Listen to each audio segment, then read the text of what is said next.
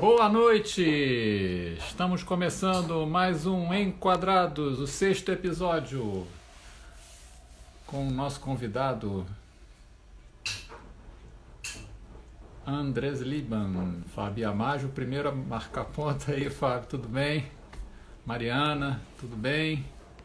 Poeira Estúdio, Mariana, estamos lá um monte de animadores,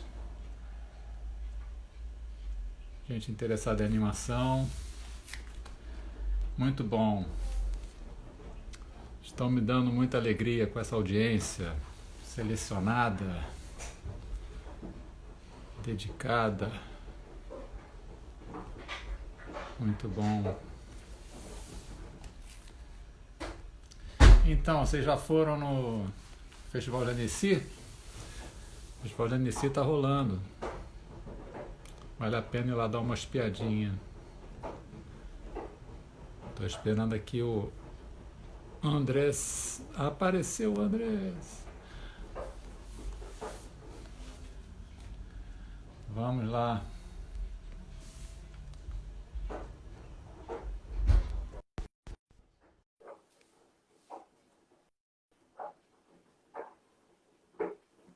Então, Andrés está chegando aí. Hello! E aí? O cara! Gostei do É seu para entrar na cabelo, rapaz. modinha Tá muito aqui, ó. bom. É porque eu fiquei sabendo que se você faz o Face App, eles roubam os seus dados do celular. Então eu achei melhor fazer uma versão analógica do meu Face App. Aí, Gostei. ó. Vamos tirar aqui. Legal, cara. Essa aí. Você, pô, não vai sustentar não, cara? Hein? Ó, botei uma camiseta aqui também. Achei uma camiseta aqui que tinha a ver com o tema, ó. Uma homenagem aí. Olha aí, ó. Boa, boa, perfeito. Legal. E Ó, mas aí, não é um Marcos? amigo imaginário, né? É um amigo real. Eu estava lembrando, Andrés, de 2 anos atrás, 2017, 3 anos atrás, né? Que a gente estava junto lá no Festival de Annecy, a gente assistiu o anúncio da É, homenagem no ano verdade. seguinte. Deve ter sido um dia desses como agora, só que a gente estava lá no encerramento, vendo aquele anúncio todo, a gente preparando a Pois gente é, a gente gravou um vídeo também no aeroporto. gravou. Isso. É. Pois é, A cara, gente ficou lá no que aeroporto virada, hein? esperando lá a conexão. Que Hã? virada. Que virada, né? De É, lá para mas cá. olha só, foi.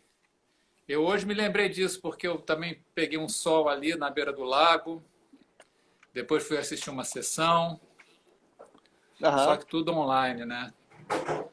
Tudo online. O É, sol tudo era aqui online. na janela do meu apartamento, É o jeito, cara. Eu assisti imaginando. assisti os vídeos da Monster também, online. Foi super legal Ah, de ter a oportunidade de ver novidades, né? De você que nem numa feira ver o que tem de novo, assim, mas é sempre melhor quando você está em volta de outras pessoas da mesma área, assim, né?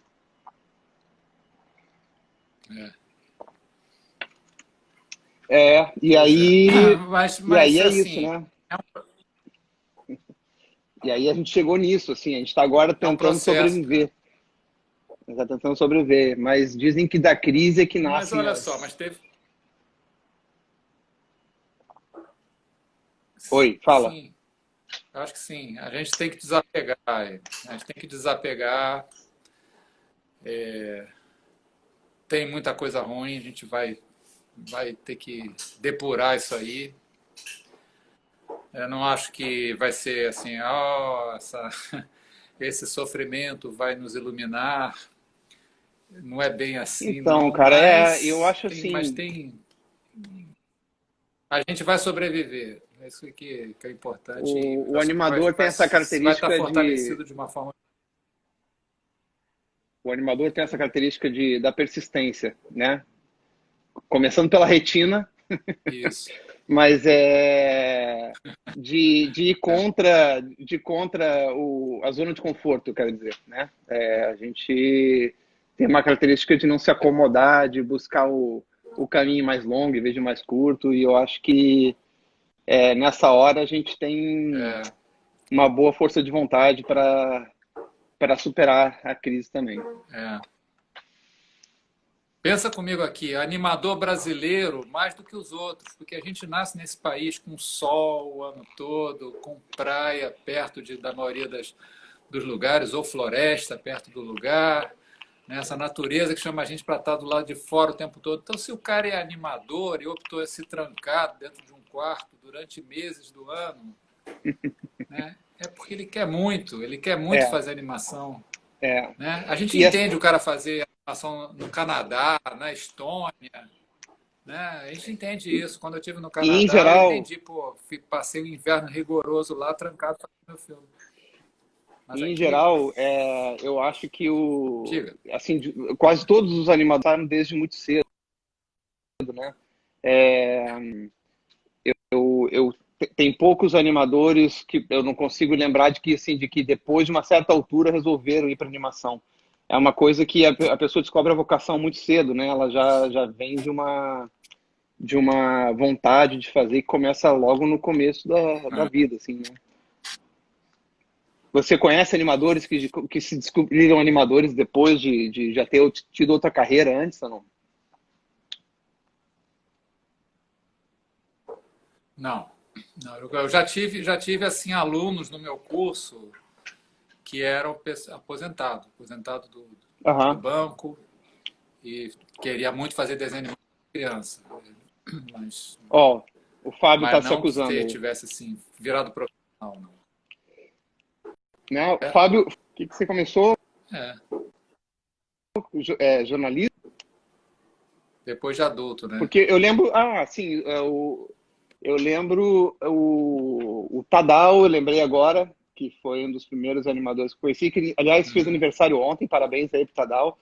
Tadal é um arquitetura, ó, Parabéns, o Tadão. Fábio falando. O Tadal, eu acho Ah, que precisa voltar a fazer curta. Ele tem dois filmes dele que eu adoro, acho grandes referências da animação brasileira, que é A Verdadeira Origem das Espécies e é o Projeto Pulix, que são dois curtas incríveis que me inspiraram pra caramba. Pulex, né? E É, ele começou, é, me lembro do. e ele começou, então, ele ganhou um monte de prêmio com o Pulix, né? E ele fazia estatística, eu acho. Ele é bem da área de exatas, assim. É, e, pô, ele se achou muito na animação, né? Eu não vejo os filmes dele em algum lugar que a gente possa ver. É, eu acho que faz falta trazer um pouco esses filmes para o holofote, porque ele tem um trabalho muito bom e tá meio perdido na poeira, assim. Tem que botar pra gente começar a divulgar para quem tá chegando agora.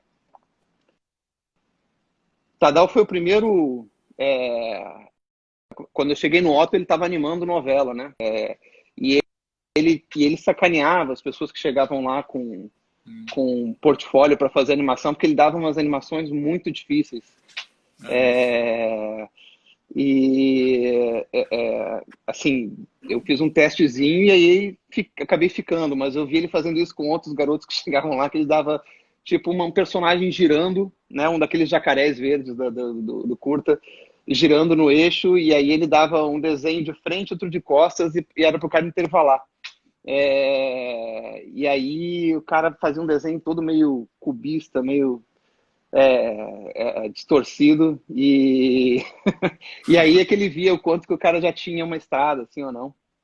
É, eu passei nesse teste, então eu consegui ficar um bom tempo lá pô, aprendi muita coisa com ele e com toda aquela experiência lá. Teve o novela, depois Rock Hudson, que foi uma produção bem anárquica, assim, eu acho que o Otto já falou bastante aí no papo dele aí. Mas foi muito difícil fazer. A gente tinha um storyboard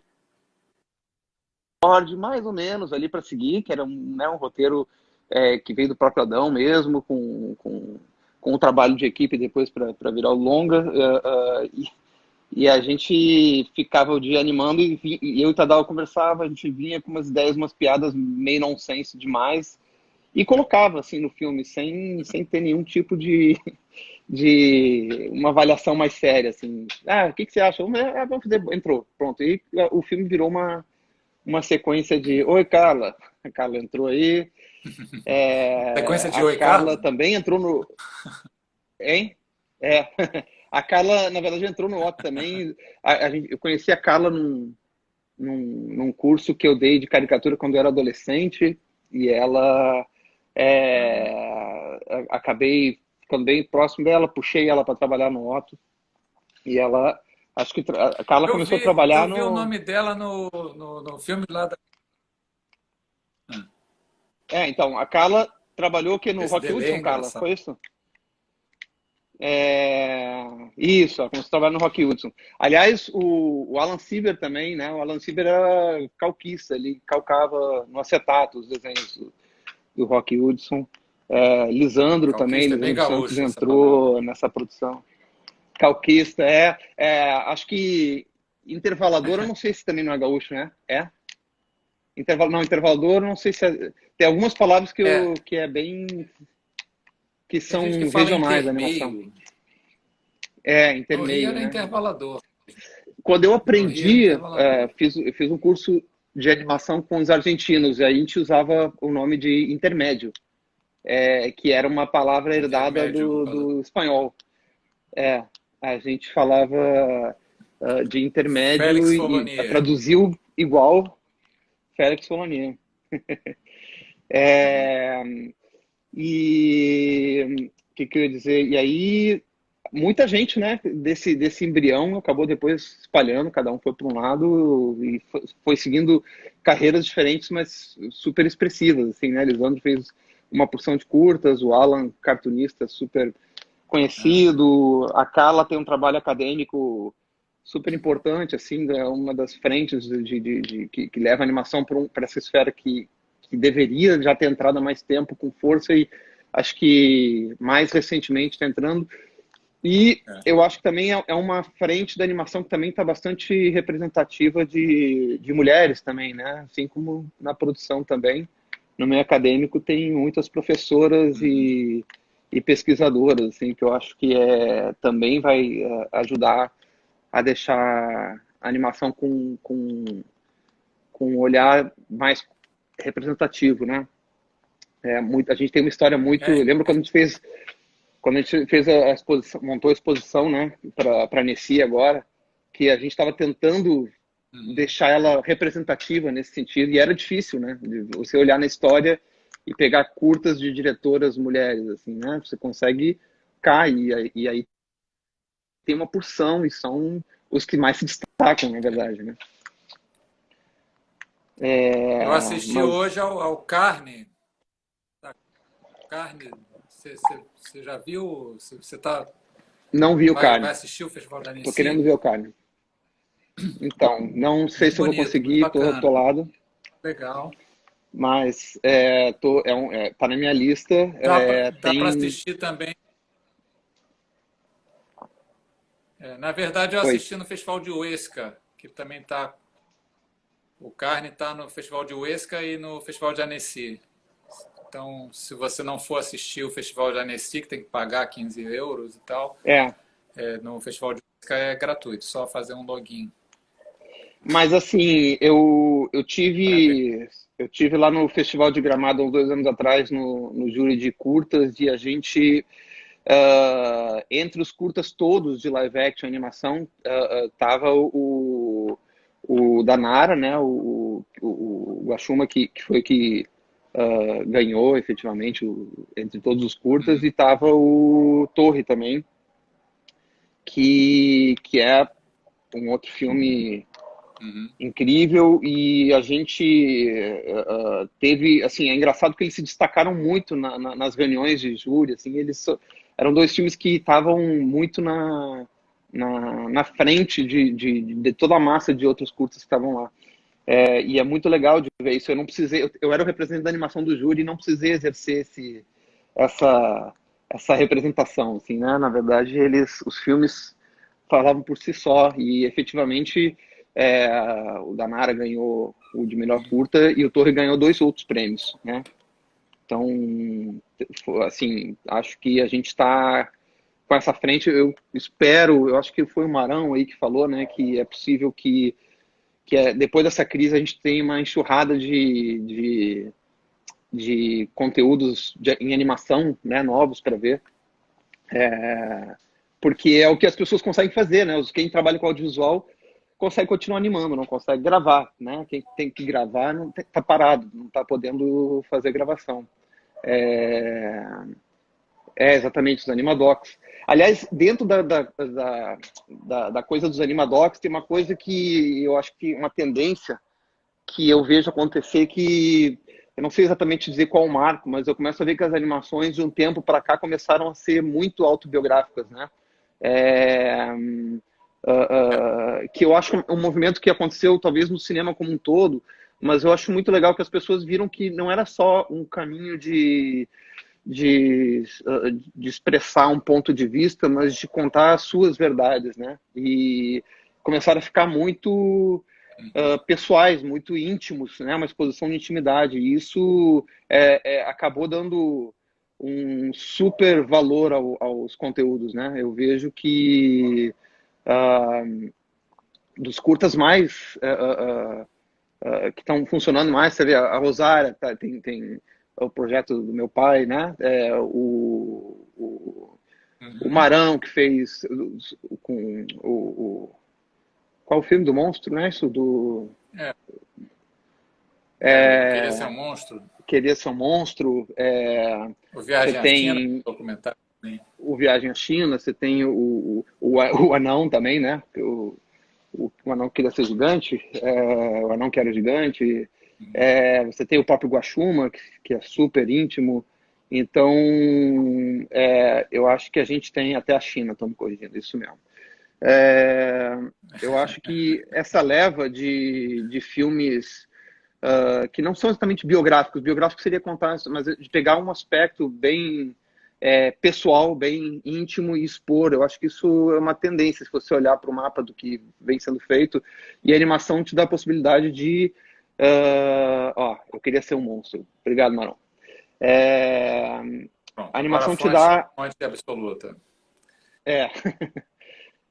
Te dá a possibilidade de expressar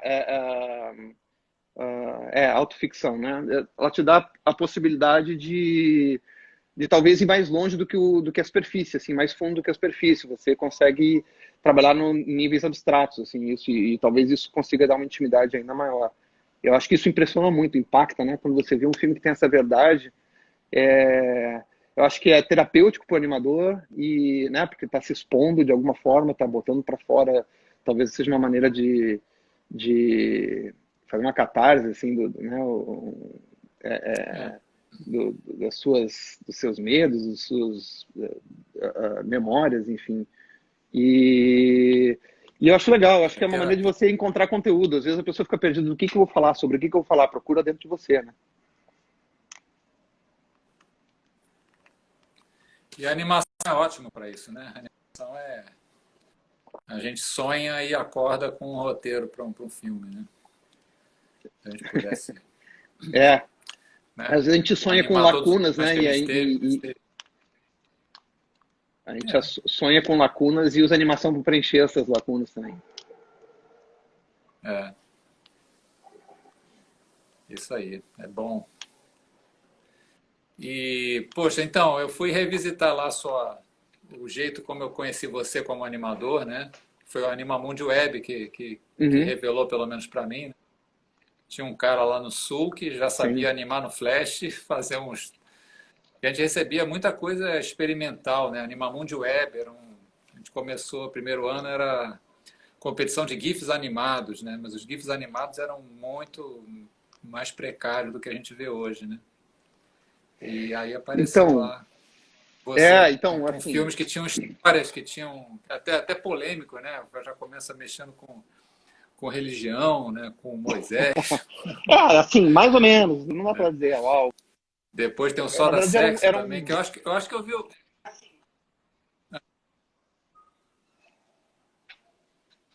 Eu vi o nome da Carla no Só da Sexo lá. Eu falei, ué, ela trabalhou lá como Não, na verdade, acho que animadora também, né? todos eles, na verdade, o que aconteceu? A Carla eu levei para trabalhar no Otto e depois, quando eu montei o estúdio, chamei ela para trabalhar com a gente. A Carla foi uma espécie de gerente de projetos lá no estúdio, mas ela também, como ela Ah, já tá. tinha uma história com animação, ela volta e meia também fazia outras funções dentro da produção também, além da gestão. E eu acho que daí depois é que ela foi seguindo essa linha mais acadêmica, mas ela ficou alguns anos trabalhando junto com a gente no estúdio e é por isso que ela aparece ali também. Então, ela é uma Le- das apaixonadas, assim, né? O vírus pegou ela e nunca mais largou, né? E é isso que eu acho que acontece com todo mundo, assim, é difícil a pessoa abandonar, né? A pessoa desistir nas adversidades, elas continuam. Eu tenho algumas características que olhando para trás eu vejo que me marcaram, assim, essa coisa do Flash, que é um rótulo que eu ganhei numa época, é, tem a ver com uma característica minha de tentar ir além do que estão fazendo, né? Tentar buscar o que tem depois do que já todo mundo já fez. Hoje está mais Uhum. acalmado isso eu fiquei eu fiquei mais talvez tão envolvido com as coisas mais os projetos são muito grandes, então isso me toma bastante e aí não, esse perfil mais de inovação ficou meio de escanteio, mas é, eu trabalhava no Otto, acho que eu fiquei antes disso, né? Eu trabalhei com esse estúdio com os argentinos, com o Félix, com Córdoba. Córdoba foi o Uhum. meu grande mestre de animação, ele faleceu alguns anos atrás. Ah, Mas assim, ele tem duas filhas e um filho, o Tino Córdoba, que trabalhou, eu consegui botar ele para trabalhar no Animalzão na primeira temporada, ele colaborou com a gente, e eu tenho legal. contato com as filhas dele também, ele é um cara muito importante, ele é pouco reconhecido, ele sempre foi um cara quietinho, mas é um super talento da animação na Argentina, que sempre trabalhou para outros estúdios. E eu visitei lá na Argentina o estúdio Ah, do tá. Jaime Dias, do Garcia Ferré, que são lugares onde ele trabalhou. É, Aham. e o Félix é o cara que era mais produtorzão. Ele trouxe o Córdoba para fazer um curso, e na verdade é uma coisa que ele já tinha feito. O Otto foi formado nessa oficina com o Félix, né, a Folonier. Com o Córdoba dando as aulas, o Eu acho, Félix coordenando. eu já falei para você, né, que já falei, eu acho que eu já falei com o Otto também, que vocês deviam fazer um documentário, pô, sobre o Félix Fournier. Contar Então, ele eu acho que ele tá por aí. e Eu recebi um e-mail dele coisa resgatar de essa 2 ou 3 história. anos atrás. Ele tá por aí, assim, não sei o que ele anda fazendo, assim, mas É, ele você tem, falou. ele é um cara controverso, assim, ele é um cara que era Pois é. produtorzão, ele montava o estúdio para, de alguma maneira, ter a mão de obra dos animadores que faziam o curso para produzir peças para o mercado publicitário. Uhum. Mas é aquela coisa assim, cara, acabou que ele foi o responsável por uma vertente muito forte, assim, né? Tem muita gente que começou ali. O Otto foi um deles são todos, vamos dizer assim, eu não diria que são. é, eu me considero tipo assim um discípulo do Córdoba e um dissidente do Félix, vamos dizer assim, né? É, mas mas ele foi um cara, acabou sendo um cara muito importante para a história da animação. É uma história menos conhecida da história da animação nacional, mas no Sul ele é bem relevante. E o Otto passou por isso Ele foi a 10 Minas anos antes. Gerais. O Fábio Linhini começou com ele também. Então, Fábio Linhini fez o curso dele. e o próprio Tadal disse que E aprendeu tá com os lá, caras Fábio que tá lá foram se alunos. aposentando lá na Dricô.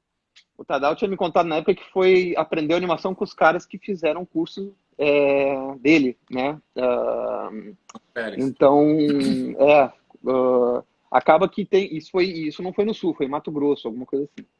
Então, assim, ele andou circulando por aí, mas o Otto fez essa oficina uns 10 anos antes de mim, e aí acho que deu uma bagunça. O Félix, ele acho que deu. meteu o pé pelas mãos com algumas coisas e acabou indo embora, voltou para a Argentina e voltou, quando a poeira baixou, voltou de novo e fez o mesmo esquema, montou o curso, um curso longo de uns 8 meses, e aí eu saí desse curso e aí eu comecei a trabalhar com Otto e era uma época, é engraçado que esse curso era o seguinte, ele conseguiu fazer uma parceria com a emissora da Globo local, a filial da Globo, que é a RBS TV, e divulgou o curso na televisão. E eu, na época, assim, eu tinha uma coisa de ser... assim, a minha história com desenho vem desde escola, etc. Acho que isso é normal de todo mundo que segue esse caminho. Já tem um histórico, já tem uma vocação marcada na infância, já, de alguma forma. E eu acho que as pessoas, na verdade, todas têm talvez essa habilidade, esse fascínio com desenho, mas a partir de uma certa idade de elas deixam de exercitar isso, né? E fazem outras escolhas. Se inibem. Sim,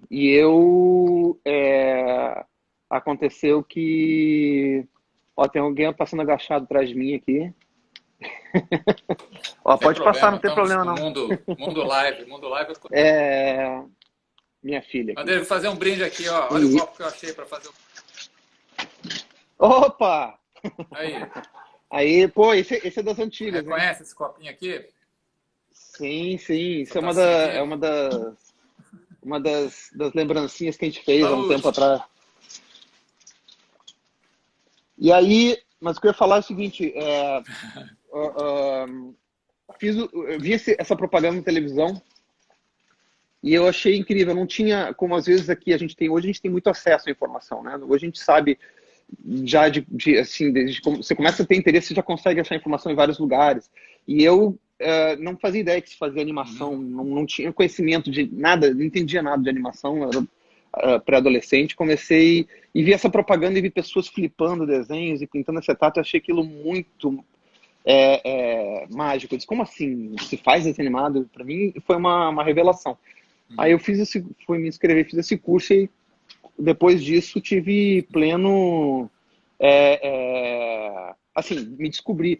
Mas eu acho que tem uma coisa que foi bem importante, cara, e isso acompanhou toda a minha trajetória, assim, eu senti muito acolhimento, assim, dos grupos de animação, em geral, em qualquer lugar, até hoje, né, que não aconteceu, talvez, com outros grupos sociais que eu tenho. Na escola eu tinha dificuldade de me enturmar, eu carregava comigo uma coisa de peixe fora d'água, assim, né, e com animação eu senti um acolhimento, tipo, primeiro esse acolhimento nesse curso, daí depois eu saí desse curso, fui trabalhar lá no Otto também, me senti acolhido, tive essa coisa de me sentir parte de uma turma, esse acolhimento continua acontecendo depois do Otto. Eu fui trabalhar com o Lancaster tinha uma produtora lá no Sul, e ele estava começando a produzir. Era o começo do computador animação no Brasil, né? Então estavam começando, acho que o Rodrigo Guimarães era um que estava começando a trabalhar com 3D nessa época, usando os primeiros computadores né, com placa gráfica e tal. E o Lancaster montou uma estaçãozinha de trabalho para fazer animação 2D com a caneta, desenhando com a caneta. E as primeiras canetas, você desenha na tablet, tinha um fio, não era sem fio como as de hoje, mas você tinha esse primeiro desafio de desenhar para uma mesa e olhando para a tela, né? Que você tem uma barreira inicial para entender isso e lidar com isso. Depois você vai acostumando. Mas ali foi também Eu não me acostumo. Não? Mas você acho que não insistiu o suficiente, então, não? Ou incomoda muito? Não, eu às vezes eu faço alguma coisa assim, mas não consigo ser natural, não. Mas aí fiquei 2 anos ali, depois fui trabalhar numa outra produtora, mas eu me lembro que nessa época que eu estava produzindo, acho que não tinha... era Animator Pro, ainda não existia o Windows ainda. A interface não tinha aquele esmaecimento do pixel, que é o anti-aliasing, né? Que é o que deixa a linha Aham. suave, porque na verdade é um monte de quadradinhos e você enxergava. O que foi acontecendo ao longo dos anos é que a resolução foi aumentando conforme os processadores ficaram mais rápidos e permitiram resoluções maiores com muito mais pixels e você vê uma linha mais suave, mas continua sendo um monte de quadradinhos. Na época você via os quadradinhos e a gente animava no DOS, exatamente, no DOS, entrava no programa com uma interface muito simples e a gente animou muitos comerciais de TV nesse Eu sistema. gostava desse programa. O Animator Eu Pro. brinquei um pouquinho com ele. A gente usou muito, Animator, eu é. usei muitos Era anos bom. isso.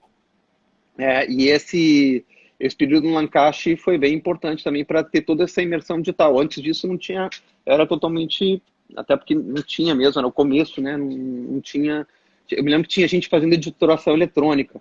É, e aí a gente, aqui tem essa lembrança aqui do Otto, falando que a gente filmava na truca, a gente tinha que improvisar com recursos bem analógicos, assim, inclusive Multiplano com essa tijolo. multiplano com tijola.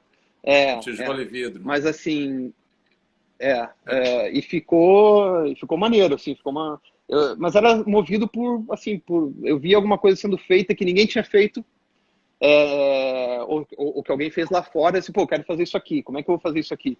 Então, acho que tinha essa coisa de ir além, sabe? De tentar buscar uma coisa além do que já tinha sido feito para superar uma marca, né?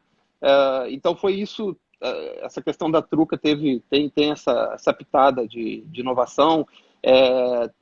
Eu fiz isso também com a coisa de animar com a tecnologia. Depois eu fui tentando trazer outras pessoas para animar com o computador, com a caneta também. E aí veio a história do Flash um tempo depois. Isso foi em 99, 2000. É, olha aí, ó, ele tá reclamando da sombra do meu braço. Olha aí, não foi do meu braço não, hein? Isso a sombra que tá vendo ali, a sombra que Que ficou da apareceu? camada de cima, porque, imagina, tinha 2 tijolos, o cenário embaixo com acetato e um vidro em cima com outro acetato. E a luz aqui. É. Então, a parte pintada do acetato projetava a sombra no layer de baixo. E ficou, né? Assim como aparecia um monte de reflexo, arranhões de acetato, né? E esse acetato que estava mais alto ainda tinha um outro problema, ele ficava muito perto da lente. Então, você via mais os defeitos de arranhões e tal. Tinha. Eu acho que. Eu não sei até, eu ia te perguntar, Otto, você digitalizou agora o Novela, né? Você botou aquele post e digitalizou. Queria saber se isso conserta esses problemas de brilho, se consegue reparar esses arranhões e brilhos de acetato, que assim, o acetato às vezes que a gente trabalhava era uma qualidade muito ruim, ele ficava ondulado, conforme ele pintava, conforme a temperatura, ele não ficava plano, né, ele era muito fininho, e aí conforme você tinha a iluminação dos lados, mesmo colocando aqueles filtros polarizadores, às vezes você pegava muito reflexo, e não tinha tempo ou dinheiro para ficar fazendo várias tomadas da mesma cena, ainda mais se ela era complexa de filmar. Então, muitas vezes, os filmes ficavam com essas marcas de brilhos e sombras, etc. Mas beleza, Hoje em dia ficou. resolve isso tudo. Hoje em dia acho que Resolve resolve, isso mas não sei, tudo. queria saber se. Os puristas negam mexer em obras prontas. Tá vendo? Esse é um tema bom. Talvez tenha gente que não queira tirar essas marcas porque elas fazem parte do filme. Né? Já estão. O cara pode reclamar. É que nem eu vejo isso na dublagem, né? Os filmes, as pessoas lançam um filme da Disney de novo e redublam, que eu não entendo muito bem se é contratual, se é uma questão técnica, mas eu sei que tem muitas vozes que são redubladas e os fãs reclamam pra caramba, eles querem a dublagem original, sei lá, né, dos filmes mais antigos. E aí, o Flash, aí tudo isso para voltar para a história do Flash, né? O Flash tem um pouco dessa questão de romper também. Eu comecei a fazer. Fiquei muito tempo sem fazer animação numa época. Isso foi entre 97. A empresa começou em 98, então isso deve ter sido entre 97 e 2000. Eu fiquei um tempo mais distante da animação, a gente fazia muita ilustração publicitária. E nessa Ah, época das ilustrações, eu até tinha, eu não sei se aqui permite, deixa eu ver uma coisa, queria ver se isso aqui não permite mostrar foto, né? Não, estava tentando usar algum recurso aqui, eu não sei se dá para mostrar fotos, mas eu não sei como é que faz. cara, nunca investiguei. Isso seria interessante. Tem um Eu, negócio aqui de foto, sim. Dá pra... Compartilha uma foto, dá sim. é? Ali no Aonde? cantinho tem um. É, No cantinho? Não, eu não sei se eu tenho esse cantinho que você tem aí. no cantinho direito aqui tem o comentário, tem uma ponte de interrogação, tem uma gaivotinha, tem uma carinha e tem um quadradinho para escolher uma foto. Para mim não tem esse quadradinho. Vai ver isso. É, Vai ver você pode, mas eu não posso. Deixa assim, tudo bem. talvez, né? Eu separei até umas fotos Pois para é. tentar fazer isso, para ilustrar algumas coisas, mas vai ficar sem. Mas a história então do Flash veio porque a gente começou a gente tinha alguns clientes que faziam sites para web e apontava assim, cara, vocês não querem fazer umas animações pequenas em Flash para poder é, uh, ilustrar o site, fazer uma capa de um site. E a gente começou a investigar esse programa para isso, para poder satisfazer pequenas vinhetinhas animadas. Mas era uma grande coisa. E aí eu fui descobrindo isso. Cara, isso é uma coisa muito, muito relevante, assim, esse programa. Porque hoje não parece, porque a gente já está num outro contexto. Mas a internet estava, assim, ainda muito no começo, era ainda aquela conexão chiada, né? Para você entrar por discagem de telefone. E o que você podia fazer na internet era ver fotos que ficava lendo por linhas assim até completar a imagem. Às vezes tinha que demorar alguns minutos para ver uma imagem inteira, ou talvez algum GIF muito levinho e sem som. De repente você poder ver, ainda sem existir o streaming, muito longe de existir o YouTube ou qualquer outro tipo de streaming, você poder ver alguma narrativa visual ou audiovisual rodando em tempo real na tela, era o começo do streaming, na verdade, né? É, A verdade, o streaming superou isso, mas naquela época só era possível ver uma narrativa audiovisual ali porque era uma tecnologia que permitia, que era a animação de vetores, né? E não animação é. de pixels, né? E quando eu vi isso, eu disse, cara, isso é, pode me dar a oportunidade de narrar as coisas, né? De poder contar histórias aqui. Porque até então, mesmo que a gente tivesse uma produtora, fazer um curta era toda uma trajetória de você, mesmo que existisse computador, você tinha que, enfim, ter uma equipe, enfim, criar um processo de produção um pouco maior e para depois, enfim, passar para filme e rodar festivais, etc. Ali eu descobri que eu podia fazer isso por um outro caminho. Então eu comecei a botar em prática só umas ideias simples, umas piadinhas. Foi isso que na verdade, eles serão só um veículo para eu experimentar Uhum. linguagem. E aí fui fazendo isso e, tipo, pelo menos uma por ano, um filminho desses por ano eu comecei a fazer. E aí eu me dei conta de uma outra coisa, que foi muito engraçado, foi muito divertido. É, Quando você faz um curta para botar em festivais, você tem um caminho de feedback que é totalmente diferente desse, né? Que também é a mesma coisa. Hoje pode parecer bobo, mas na época você publicar uma animação e no dia seguinte você receber e-mails, que era a forma de comunicação, não tinha Orkut, não tinha as outras redes sociais que a gente tem hoje, você receber e-mail de lugares do mundo diferentes dando comentários do seu filme, né? Isso na época era muito impactante também. Então eu tinha muita gente que ficou, é, é, sei lá, tem gente que foi ofendida, né? Tem muita gente que ficou ofendida com o desenho, tem gente que, porque assim, o Sinai que foi o primeiro, ele Sinai. é o filminho que ataca a raiz, a história de Moisés, os 10 mandamentos, tipo, ele acaba Aham. com os 10 mandamentos, com isso acabaria as três religiões monoteístas mais né, importantes que a gente tem no planeta. E aí era meio que isso. E se acontecesse isso, né? E se aquilo não desse certo? É, e aí algumas pessoas ficaram ofendidas, outras corrigiram erros históricos, falando, enfim, que eu falei que eles caminhavam pelo deserto da Palestina, eles disseram não é na Palestina, não sei. Então, assim, mas tudo aquilo me deixou muito surpreso. Eu disse, cara, você consegue fazer um filme e ter um feedback totalmente instantâneo. Isso era muito novidade também. E, de novo, é engraçado falar isso hoje, né? Mas foi Mas essa era uma surpresa. revolução total. E aí, por conta Então disso... você quando foi no... Fala. Quando você fez o Sinai, você já existia a laboratório de desenhos? Já. Como eu falei, é de 98, o estúdio é de 98 e o Sinai acho que é de 2000. É, Teve uma pequena 2000, né? trajetória antes, mas foi o primeiro filme de animação que a gente fez como curtinho, assim, né? Que eram todos piadinhas, porque tinha que ser, a gente tinha...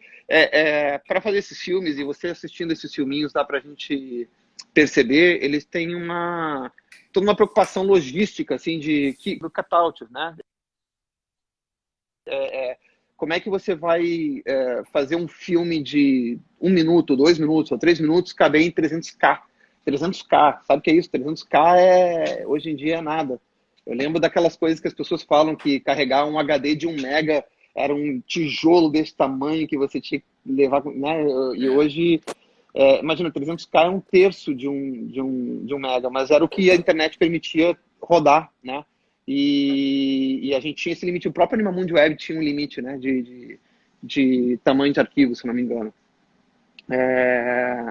Então a gente tinha a meta, assim, olha, aí, às vezes eu fazia o filme inteiro e ficava com, sei lá, vamos dizer que a meta era 300K e ele ficava com 380K. Eu disse, cara, não, peraí, o que nós vamos fazer? Nós vamos ter que ir lá no vetor que já está animado e tirar pontos para poder ver simplifica, diminui a resolução do não sei o quê. E aí era um exercício logístico. Então tem muita cena ali que você começa a ver a repetição, o reaproveitamento, né? Era feito para caber num certo tamanho. Então, assim, era um limitador que desafiava a nossa criatividade, né? Mas ao mesmo tempo também não dava uma liberdade plena, assim, porque a gente sabia que tinha, não dá para inventar qualquer coisa e falar de qualquer coisa, né? Como hoje, né? Que hoje a limitação técnica não existe, que o streaming permite você fazer o que você quiser. Mas você começou fazendo esses curtas que falavam de religião, depois de sexo, temas polêmicos aí, Aham. mas depois você está há algum tempo fazendo animações para o público infantil e com o pessoal do Canadá, que é muito, muito vigilante, né, para questões assim, né? Sim, sim, sim. Tem que conformar. Como é Então, que é cara, isso, essa conformação aí do conteúdo? sim. Então, isso foi uma espécie de uma epifania, assim, que aconteceu nesse momento. Porque eu sempre tive... falei lá no início do acolhimento, né? E de ser um peixe fora d'água. O meu senso de humor e o meu, talvez até o meu senso narrativo sempre foi, sei lá, diferente, mais bobo, mais ingênuo.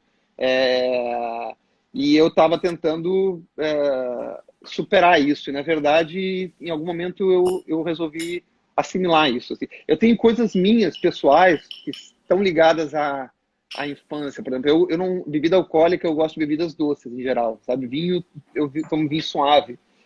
Gosto de bebidas licorosas, gosto de caipirinha, não sou muito fã de cerveja e assim por diante. Então, eu tenho um paladar infantil para outras coisas também, eu acho, né? Essa é a minha análise. Mas aconteceu uma coisa relevante. A gente fez um projeto para o Enciclopédia Mundo da Criança, que é do André Breitman, que hoje é meu sócio, mas na época ele era um cliente para a gente. A gente estava em Porto Alegre ainda. E o André, ele estava tentando fazer uma produção online de uma enciclopédia com o avô dele,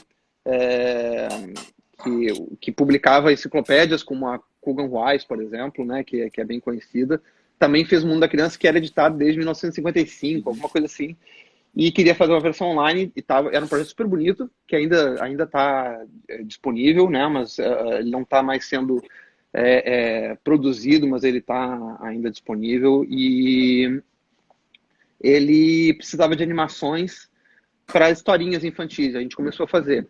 E lá pelas tantas pintou uma parceria com o Toquinho, que gerou aquelas animações das músicas do Toquinho. E aquilo me estimulou muito, assim, porque eram músicas que eu tinha alguma relação, alguma memória afetiva com as músicas, em especial, obviamente, Aquarela, que a gente foi embalado por muitas versões diferentes das comerciais da Faber-Castell. Até hoje, ela continua sendo uma referência para a Faber-Castell, né? Mas eu me senti muito honrado, assim, de ter essa oportunidade. E aí eu queria fazer algo que realmente que acrescentasse, né, para a canção, não só ilustrasse a canção, mas que ela desse talvez novas leituras, novos significados, né? Eu sou muito orgulhoso do resultado porque eu sinto que a gente conseguiu isso, né? Eu tenho muitos feedbacks de pessoas que já conheciam a música, mas com a animação elas tiveram uma outra relação com a música. Não, foi. O próprio Toquinho me deu um feedback muito legal, assim, né? No começo ele estava reticente e depois de um tempo que o DVD ficou pronto, eu acho que eu encontrei ele num aeroporto, cara, numa viagem que a gente estava indo pro Granimado, o Marão estava junto e o Marão disse, olha, o teu amigo lá, o Toquinho. E aí eu fui falar com o Toquinho disse, cara, a gente tem que fazer mais, tá sendo muito legal a repercussão. Ele começou a colocar o clipe da Aquarela no show dele também, então foi bem bacana e acabou que a gente não fez outras coisas, mas é um projeto que me marcou especialmente numa sessão no CinePE. A gente escreveu ele como curta lá no CinePE, que é o cinema onde o CinePE é exibido, que é o Teatro dos Guararapes, lá é um cinema gigante acho que é para 2.500 pessoas. E eles faziam sessões infantis enfim, dos filmes da mostra, com crianças que eles traziam das escolas com ônibus, que é uma prática que alguns festivais têm, né, em especial os festivais infantis, mas lá eles encheram esse cinema, lotado, eu tenho fotos disso, encheram esse cinema com crianças, né, de várias escolas públicas. E aí eu estava lá com o Alê Machado, que estava com o Lasanha Assassina lá, e a gente subiu no palco para apresentar para as crianças o filme. E aí eu subi e perguntei só assim, quem aqui gosta de desenho animado? E aí começaram a bater palmas e gritar eu, e batendo com o pé no chão, eu achei que o teatro ia cair abaixo, assim, né? Aquilo ali deu um tremor, assim, que eu fiquei com medo. E beleza, aí quando passou o filme, quando passou a Aquarela, as professoras começaram a cantar e logo os alunos, praticamente a plateia inteira do cinema, cantando a música Aquarela, vendo o filme, sussurrando.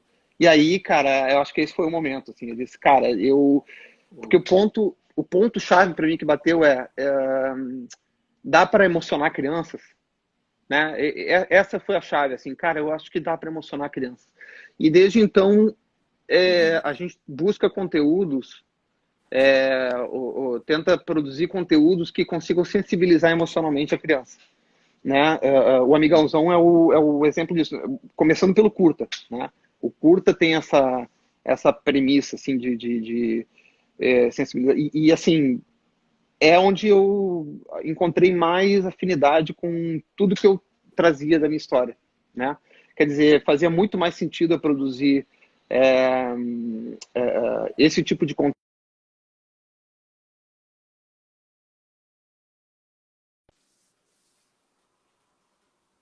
de, de talvez me afirmar assim nessa vocação de alguma maneira.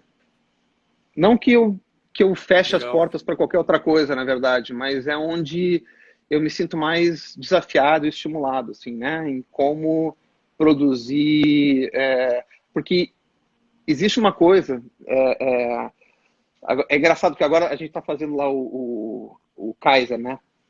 Aham. Que é como você está falando com a Rosana, é o caminho inverso, né? Você entrando no universo dessa produção em escala, né? É um curta que de repente pode ter desdobramentos, etc. Então, É, deixa só introduzir aqui, porque um dos frutos dessa conversa que a gente teve no aeroporto de Geneve, lá, né, voltando de Annecy, sim. foi que eu conversei com o Andrei sobre a possibilidade da 2D Lab animar esse curta que eu precisava fazer. E acabou que a gente, né, cumpriu o planejado, né, depois de 2 anos. E o filme está pronto aí, está ficando pronto, ainda não vi a trilha sonora pronta, mas está fantástico, cara, tá super bonito. Eu acho que Legal. foi uma Não, surpresa, assim, deu super imagina, sucesso, cara, tem assim, super artistas lá dentro. assim que E você aí, falou, eu te falei, cara, nós vamos ver como é que a gente faz, vamos dar um jeito, mas a gente vai legal. fazer. Porque eu acho que esse mesmo é uma devolução desse mesmo acolhimento, assim, né? Tipo, eu não sei se isso acontece com todo mundo, mas comigo isso aconteceu. Eu me sinto muito com as pessoas que eu quero estar, ou com as pessoas que eu respeito, que eu admiro, e isso sempre me deixa bem. É um grupo que sempre me deixa muito à vontade, mais do que qualquer outro, na verdade. Então, é muito difícil você chegar com um pedido desse e eu não ficar empolgado de a gente poder ter uma participação nisso aí também. E assim, eu também estou bem contente com o resultado. Acho que eu mesmo fiquei impressionado com a quantidade de coisas que deu para fazer em tão pouco tempo, né? E com o orçamento de curta, a gente conseguiu, acho É, que, fazer bastante coisa.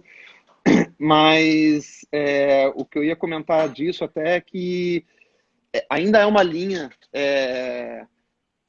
que existe, eu vejo assim, que existe, mesmo dentro desse grande grupo de animação, ainda existe uma coisa de a produção de escala e a produção autoral, né? Existe uma linha, uhum, um limite de divisão aí que muitas vezes é antagonizado, né? É uhum, polarizado. E essa é uma das coisas que eu acho que é importante que a gente deva falar cada vez mais, assim, porque existe diferentes funções para animação, né? A animação tem um campo muito grande e eu acho que o trabalho, vamos assim, quanto mais autoral, quanto mais você tem liberdade para criar, mais ele vai ter um alcance artístico, né?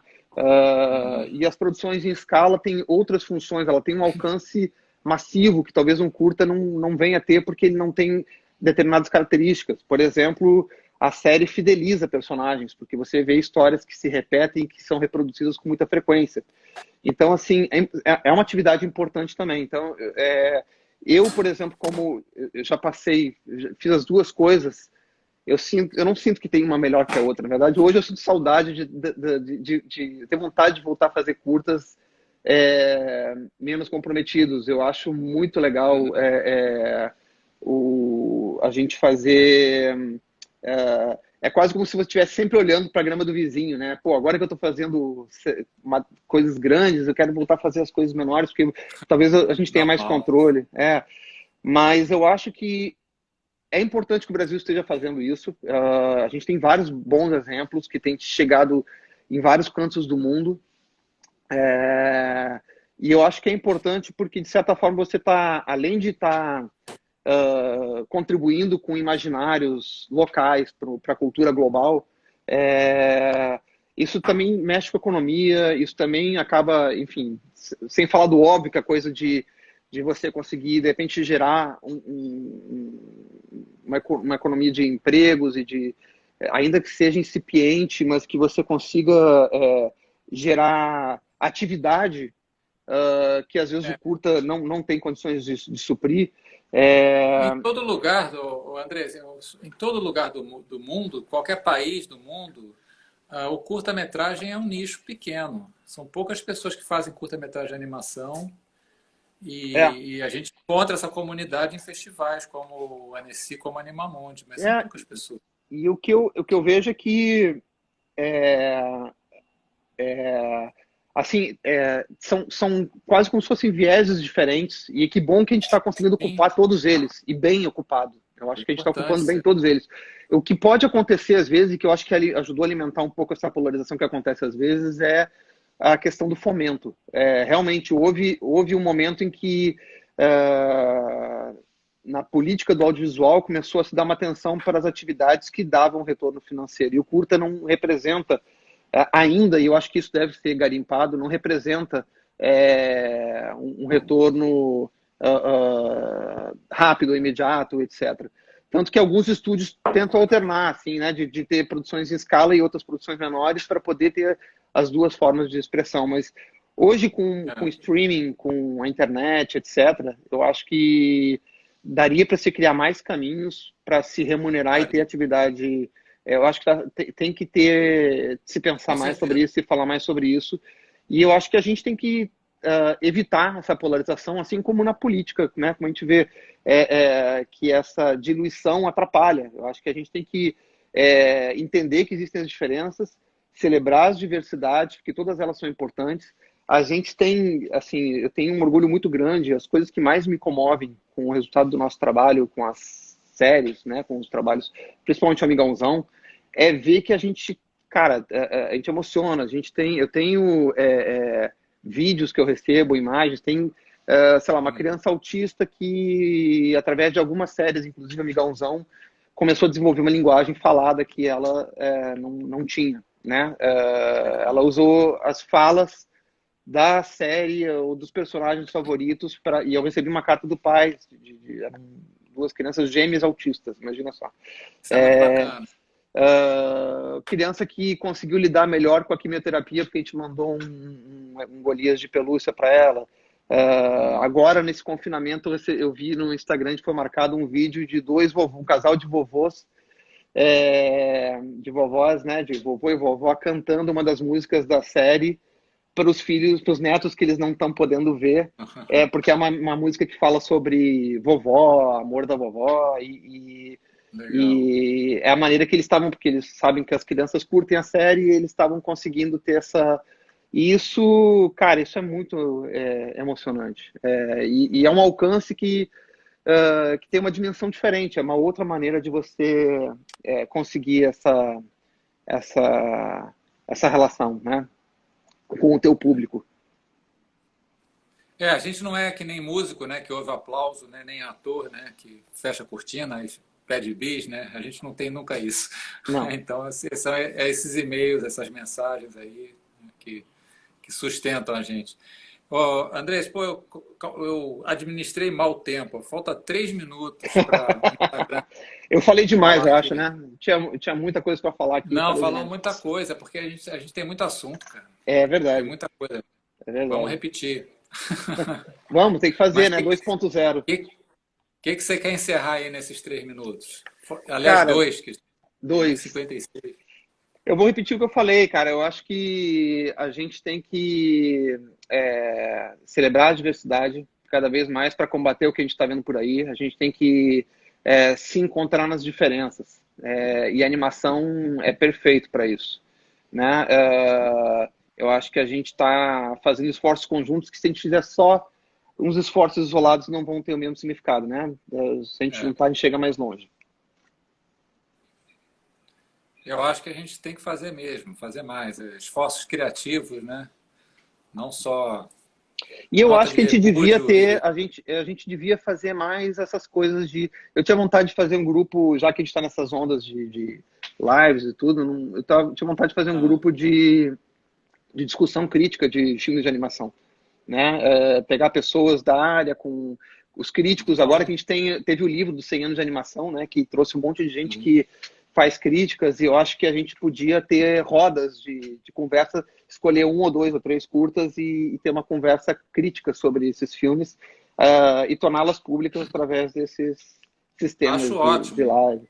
É Eu uma estou maneira de gostando muito celebrar. de. Eu estou gostando muito dessas conversas assim que a gente sai um pouco da técnica, que é sempre a pergunta do público leigo, né? Como se faz, quantos desenhos, tal. Mas a gente falar do que a gente, o que a gente quer falar com a animação, né? O que a gente está pensando com a animação. Valeu, Andrés. Muito bem. A gente Então, vai seguindo aí, cara. Obrigado 15 pelo segundos. convite. Muito obrigado pelo convite, obrigado para todo mundo que acompanhou. Muito feliz com a presença de vocês aí. Não consegui responder todo mundo, mas amo todos vocês. Como eu falei, eu me sinto muito acolhido com a companhia de todo mundo. Legal. Estamos enquadrados, né?